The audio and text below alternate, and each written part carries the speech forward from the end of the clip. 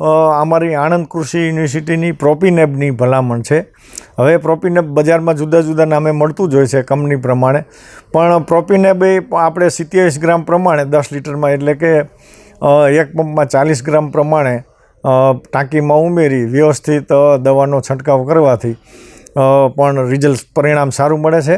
અને ત્યારબાદ હમણાં જ જુનાગઢ કૃષિ યુનિવર્સિટી તરફથી મેટીરામ 55% અને પાયરેક્લોસ્ટ્રોબિન 5% WG આ દવાનું બજારમાં રેડીમેડ મિશ્રણ મળે છે.